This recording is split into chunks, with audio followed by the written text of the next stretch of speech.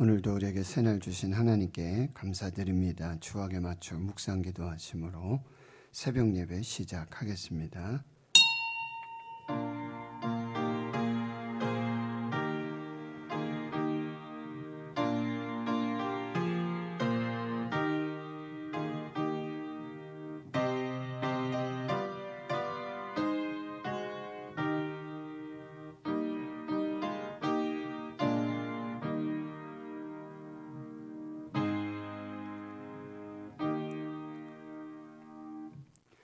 하나님 감사합니다. 새날 주시고 새 생명 주심 감사합니다. 사순절을 맞아 하나님의 교회와 주의 성도들 시간과 장소를 구별하여 몸과 마음을 거룩한 산제물로 드리며 신령과 진정으로 예배하게 하여 주심 감사합니다. 새벽을 깨워 십자가 앞으로 은혜의 보좌 앞으로 말씀 앞으로 나왔습니다.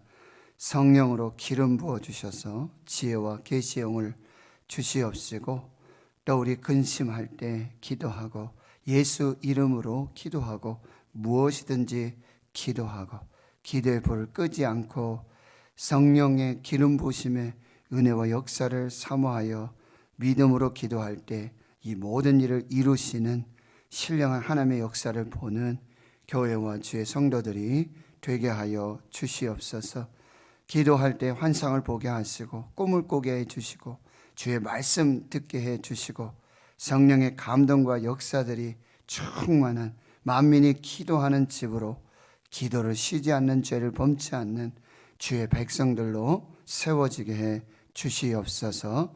감사드리옵고 예수님의 이름으로 기도하옵나이다. 아멘. 사도신경으로 신앙 고백하십니다. 나는 전능하신 아버지 하나님 천지의 창조주를 믿습니다. 나는 그의 유일하신 아들 우리 주 예수 그리스도를 믿습니다. 그는 성령으로 잉태되어 동정녀 마리아에게서 나시고 본디오 빌라도에게 고난을 받아 십자가에 못 박혀 죽으시고 장사된 지 사흘 만에 죽은 자 가운데서 다시 살아나셨으며 하늘에 오르시어 전능하신 아버지 하나님 우편에 앉아 계시다가 거기로부터 살아있는 자와 죽은 자를 심판하러 오십니다. 나는 성령을 믿으며 거룩한 공교회와 성도의 교제와 죄를 용서받는 것과 몸의 부활과 영생을 믿습니다. 아멘. 415장입니다. 찬송가 415장입니다.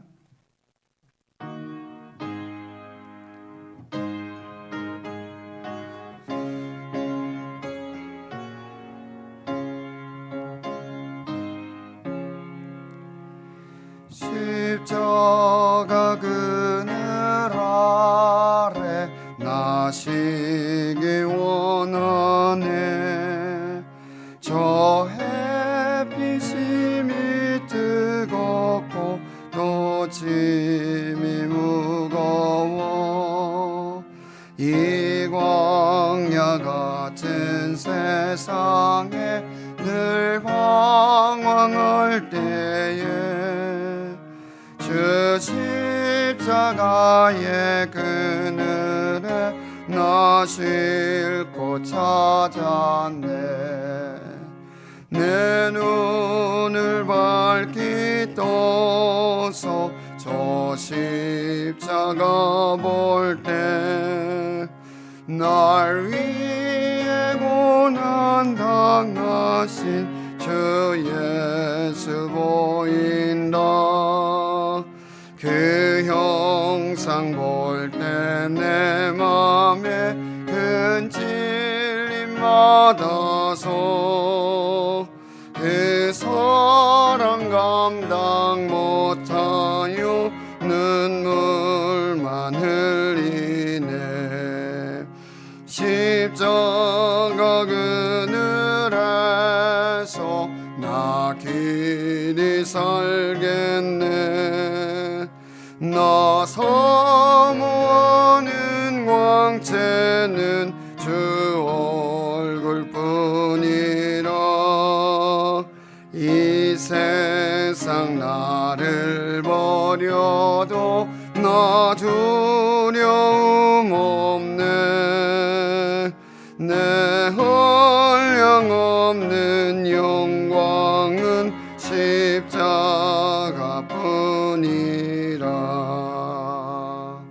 아멘.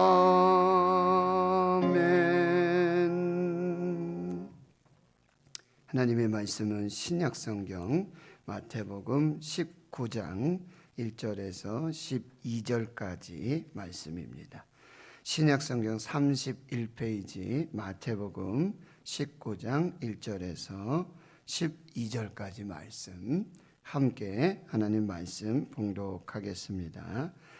예수께서 이 말씀을 마치시고 갈릴리를 떠나 요단강 건너 유대 지경에 이르시니 큰 무리가 따르거늘 예수께서 거기서 그들의 병을 고치시더라. 바리새인들이 예수께 나와 그를 시험하여 이르되 사람이 어떤 이유가 있으면 그 아내를 버리는 것이 옳으니까? 예수께서 대답하여 이르시되 사람을 지으신 이가 본래 그들을 남자와 여자로 지으시고 말씀하시기를 그러므로 사람이 그 부모를 떠나서 아내에게 합하여 그 둘이 한 몸이 될지니라 하신 것을 읽지 못하였느냐? 그런즉 이제 둘이 아니요 한 몸이니 그러므로 하나님이 짝지어 주신 것을 사람이 나누지 못할지니라 하시니 여짜오되 그러면 어찌하여 모세는 이혼 증서를 주어서 버리라 명하였나이까? 예수께서 이르시되 모세가 너희 마음의 완악함 때문에 아내 버림을 허락하였거니와 본래는 그렇지 아니하니라. 내가 너에게 말하노니 누구든지 음행한 이유 외에 아내를 버리고 다른 데 장가드는 자는 간음함이니라. 제자들이 이르되 만일 사람이 아내에게 이같이 할진대 장가들지 않는 것이 좋겠나이다. 예수께서 이르시되 사람마다 이 말을 받지 못하고 오직 타고난 자라야 할지니라. 어머니의 태로부터 된 고자도 있고 사람이 만든 고자도 있고 천국을 위하여 스스로 된 고자도 있도다. 이 말을 받을 만한 자는 받을지어다. 아멘. 오늘 말씀의 제목은요 6절 말씀에서 하나님이 짝지어 주신 것을 사람이 나누지 못할지니라. 하나님이 짝지어 주신 것을 사람이 나누지 못할지니라. 제목의 말씀을 드리겠습니다. 19장 1절에 보면 이제 예수님이 이 말씀을 마치시고 마태복음에는 예수님의 긴 설교가 이어지는 것을 볼 수 있어요. 대표적인 게 5장, 6장, 7장 산상 수훈의 말씀, 그리고 10장의 제자 파송의 말씀, 13장의 천국 비유의 말씀들, 그리고 16장을 지나면서 17장, 18장에는 이 교회 공동체에 주시는 그 말씀들을 이제 긴 설교들을 마치시고는 이제 갈릴리를 떠나 요단강 건너 유대 지경에 이르시니 이제 마태복음 19장에 또 다른 이제 전환이 나오는데 이제 예수님이 갈릴리 사역을 마치시고 이제 예수님이 요단강 건너편의 유대 지경, 즉 이제 예루살렘 가까이로 지금 이제 이동하고 계시는 것입니다. 그 이유는요 십자가를 지시기 위해서. 성경이 그냥 이렇게 뭐 흘러가듯 큰 의미 없이 이게 전개되어지는 것 같지만 예수님께서는 항상 하나님의 시간표에 맞춰서 움직이셨어요. 지금은 이제 십자가를 지시기 위해 이제 유다로 또 예루살렘으로 가시는 그런 이동을 하고 계시는 것입니다. 2절에 보니까 거기에도 큰 무리들이 따르고 있습니다. 그래서 예수님 거기서 이 긍휼을 베푸시죠. 사랑의 마음으로 모든 병자들을 고치시는 또 치유의 사역들을 계속해 가고 계십니다. 3절 이제 바리새인들이 예수께 나와 그를 시험하여 말하되, 여기 바리새인들의 질문과 제자들의 질문이 이제 반복하여 나오고 있습니다. 10절에도 제자들이 이르되 바리새인과 제자들이 예수님께 질문하는 목적이 다릅니다.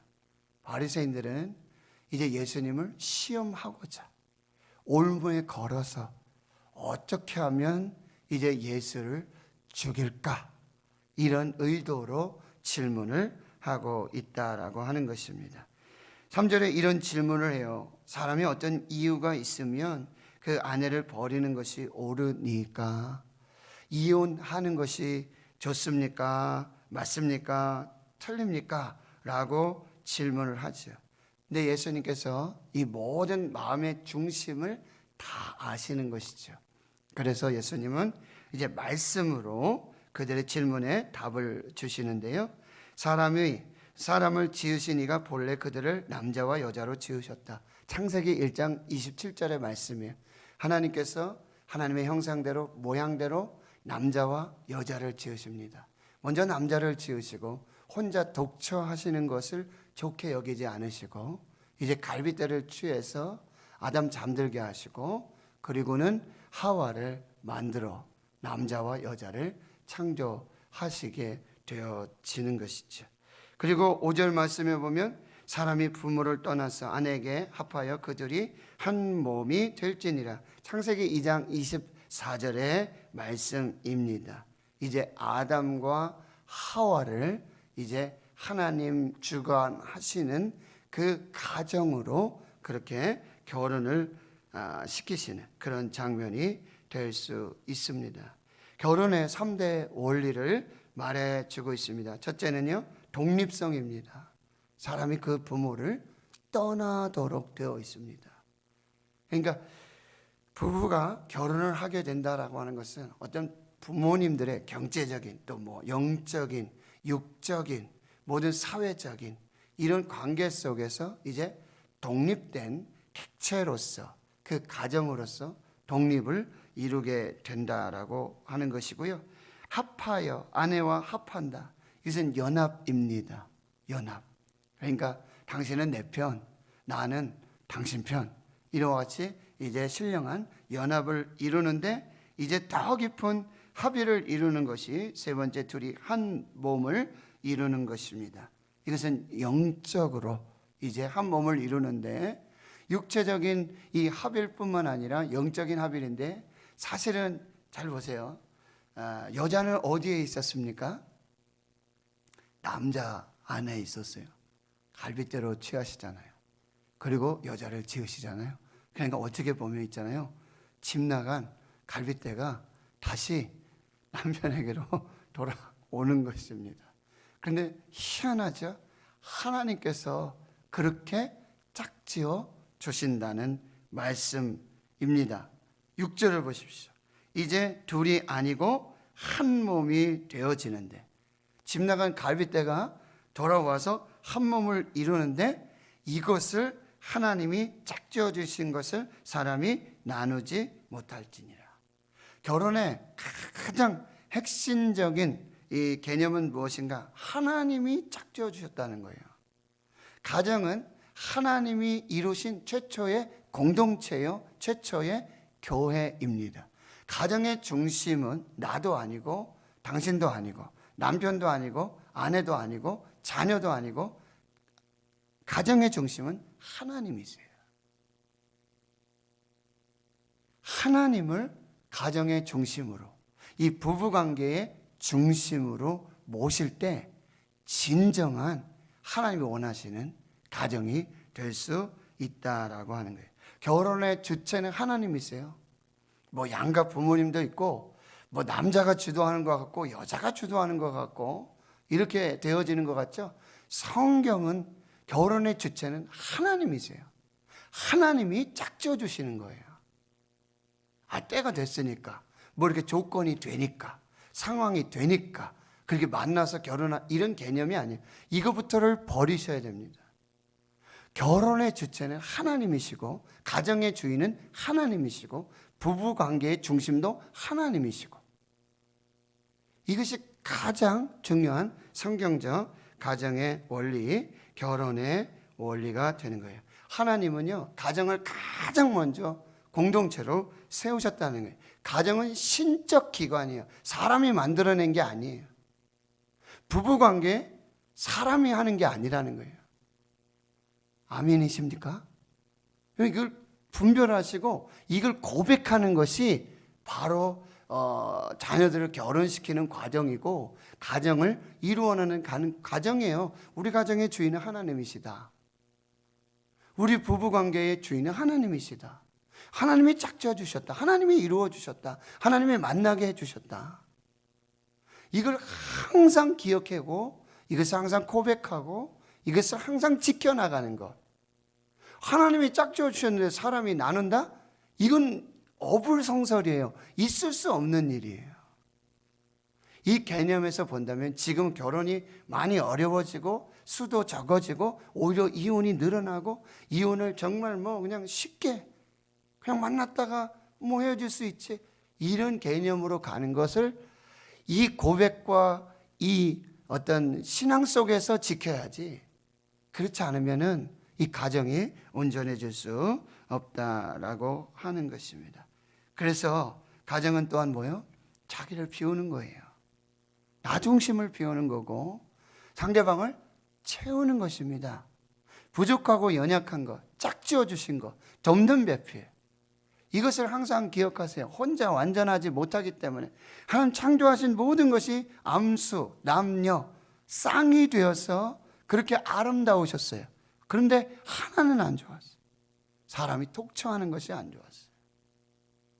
그러니까 그 부족함과 연약함, 하나 되지 못함, 하나님이 좋지 않은 것, 하나님이 기뻐하시지 않는 것을 온전하게 기쁨으로, 감사로 완전하게 이루시는 과정이 가정이고요. 부부를 만나게 하시는 거고, 그렇게 하나님이 세우셨다라고 하는 것, 이것을 반드시 기억해야 한다는 것입니다. 그런데 7절에 또 질문을 합니다. 그러면요, 어찌하여 모세가 이혼 증서를 주어서 버리라고 했습니다. 이 바리새인들이 용어를 쓰는 것이 굉장히 아주 교묘합니다. 버리다라는 단어는 이혼하라는 걸 이렇게 조금 뭐라 그럴까요? 우회해서 이렇게 좀 둘러서 이야기를 하게 되어지는 것인데요. 그런데 왜 모세는 이혼 증서를 써서 이제 남녀가 합법적으로 이혼할 수 있도록 하셨습니까? 라고 질문을 하는 거죠. 그런데 8절에 예수님이 모세가 너희의 마음의 완악함 때문에, 마음의 완악함, 마음이 굳었어요. 딱딱해요. 여러분 이걸 조심하셔야 돼요. 마음이 굳어지고 마음이 딱딱해지면 그 마음이 어디로 가요? 죄악으로 가는 것입니다. 마음이 굳어져요. 마음이 딱딱해요. 돌밭이 돼요. 자갈밭이 돼요. 마음이 굳어지면요, 거기 말씀이 들어가지 못해요. 씨가 뿌려져도 열매를 맺을 수 없게 되는 거예요. 그리고 어디로 가요? 결국 그 굳어진 마음들은 죄악을 찾고 죄악의 길로 간다는 거예요. 근데 부드러운 마음, 좋은 마음, 좋은 마음의 밭, 여기에는 하나님의 말씀의 씨가 뿌려질 때 30배, 60배, 100배의 그런 열매들 맺게 되는데, 마음이 그렇게 정말 굳어지는 거예요. 딱딱해지고 돌짝밭, 길가밭이 되어질 때 결국 아내를 버림을 허락했다. 여기서 허락이라는 단어를 쓰거든요. 허락. 이것은 뭐냐면은 예외 규정으로 그렇게 허락했다는 얘기예요. 그게 법은 아니라는 거예요. 그게 원칙은 아니라는 거예요. 법은, 하나님의 명령은, 원칙은 하나님이 짝지어 주신 것을 사람이 나눌 수가 없는 것입니다. 이것이 하나님의 명령이고, 이게 말씀이고, 이게 본질이고, 이게 의도고, 이게 하나님의 뜻이에요. 이게 원칙이에요. 그런데 모세가 너희 마음의 완악함 때문에, 당시 여자는 물건 취급이었죠. 사람의 수도 듣지 않아요. 들지 않습니다. 민수기 광야에서 2번의 인구조사를 하면서도요, 여자들은 들어가지 않아요. 20세 아이들도 들어가지 않아요. 광야에서 5병이요 7병이요 있죠? 거기에 여자 수, 아이 수는 듣지 않아요. 들지 않아요. 오직 남자의 수만 들어갑니다. 죄송한 말씀이지만 물건 취급이 돼요. 사람같이 인정받지 못해요. 그냥 버림받는 거예요. 남자가 마음에 안 들면. 그게 마음의 완악함이에요. 그런데 모세가 그 마음의 완악함을 분별해서 그것의 예외 규정으로 허락하여서 이혼 증서를 쓰도록, 이것은 여성의 인권을 보호하고 당시 만연해 있던 그런 하나님의 말씀을 무시하고 마음대로 마음에 안 들면, 상황이 안 되면 그렇게 여자를 버리고. 그러면 보세요, 구약에서도 가장 소외되고 가난하고 정말 힘없는 사람들을, 대표적인 사람들 누구예요? 과부, 고아, 나그네. 그러니까 모세가 예외 규정으로 허락을 한 것입니다. 이것을 분별해야 되는 것입니다. 그래서 본래는 그렇지 아니하니라. 9절, 내가 너에게 말하노니 누구든지 음행한 이후에 아내를 버리고 다른 데 장가드는 자는 간음을 하는 것이다. 이제 제자들이 질문해요. 10절에 제자들의 질문은 매우 유사한 질문인 것 같아요. 비슷한 질문인 것 같지만 이것은 진리를 깨닫고자 하는, 바리새인들은 예수를 시험하고 예수의 올무를 걸어서 예수를 죽이려고 하는 의도가 있지만, 제자들은 그럼 만일 사람이 아내에게 이같이 할진대 장가들지 않는 것이 좋겠나이다. 이게 무슨 얘기냐면은, 그러면 함부로 이혼하지 못하고 이렇게 나누어질 수가 없는데 한 여자하고만 평생 살아야 하는데, 그러면 그냥 차라리 결혼 안 하는 건 어떨까요? 라고 제자들이 질문을 하고 있는 것입니다. 그런데 11절 이렇게 말씀하죠. 사람마다 이 말을 받지 못하고 오직 타고난 자라야 할지니라. 어머니의 태로부터 된 고자고 있고, 이것은 이제 성불능자, 태어날 때부터 모태로부터, 그 다음에 두 번째 사람이 만든 고자는 여러분 환관이나 내시가 있지 않습니까? 인위적으로 거세를 해서 그렇게 조절한 고자가 있고, 그 다음에 세 번째 천국을 위해 스스로 된 고자가 있어요.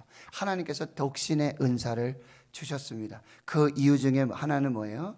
결혼을 통해서 여러분 사람의 만족을 위해서 어떤 성적인 육체의 욕심을 채우기 위해서 결혼하는 거 아니에요? 옛날에 조선에는 시바지가 있었잖아요.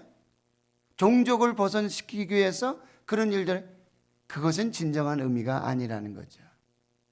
자기의 육체 만족 혹은 종족 보존만을 목적으로 해서, 물론 하나님은 생육하고 번성하여 땅에 충만하라. 그러나 이것은 정말 하나님의 계명을 따라, 명령을 따라 가정을 이루어서 그렇게 믿음의 명문 가정을 이루어가는 것이지, 시바지나 이런 개념의 것은 아니라고 한다는 것입니다. 내가 즐거운 삶, 나의 육체 만족을 위해서, 그냥 내가 혼자 살면 허전하고 뭐 둘이 살면 또 조금 더 같이 살면, 이런 개념에서의 가정과 그런 부부관계가 아니라는 말씀이에요. 천국을 위해 스스로 고자된 자, 사도 바울입니다. 이것이 은사입니다. 오직 하나님의 영광을 위해서, 하나님의 나라를 위해서. 그러면 하나님의 영광, 하나님의 나라를 위해서 전주교와 같이 신부님들 결혼 안 하신다. 근데 이것도 조금 어폐가 있어요. 그들이 초대 교황으로 섬기는 베드로도 결혼했습니다. 장모님 계시잖아요, 성경에.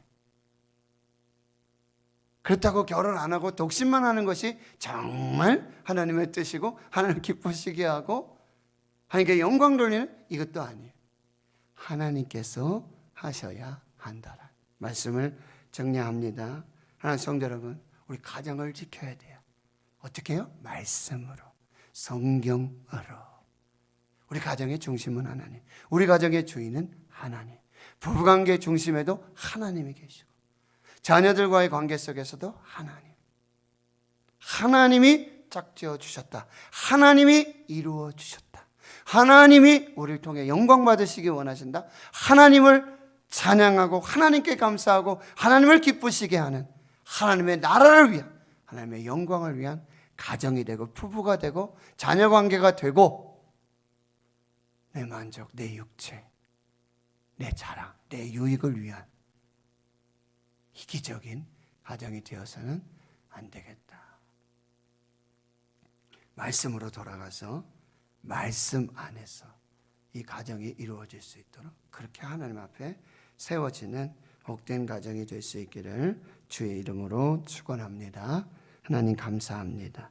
오늘 주시는 말씀을 마음에 새기고 우리 가정에 나에게 주시는 하나님의 말씀으로 새기며 이제 하나님께 영광 돌리는 가정, 부부, 또 자녀 관계, 그리고 하나님 나라를 위해서 하나님을 기쁘시게 하고 어떻게 하면 가정을 통해서, 부부를 통해서, 우리 가문을 통해서 하나님을 영화롭게 하고 하나님 기쁘시게 하며 하나님의 뜻을 이루고 하나님의 영광 드러낼 수 있을까 고민하고 기도하며 그 뜻을 이루어가는 우리 모든 믿음의 성도들, 가정들, 부부, 자녀들 되도록 역사해 주시옵소서. 이제는 우리 구주 예수 그리스도의 은혜와 하나님 아버지의 무한하신 사랑하심과 성령의 교통하심이 이제로부터 영원토록 함께 하시옵기를 간절히 축원하옵나이다. 아멘. 이제 예배 마치면 우리 신금님 권사님, 서정윤 권사님, 어머니 이상현 장립집사님, 장모님 이제 천국 환송 예배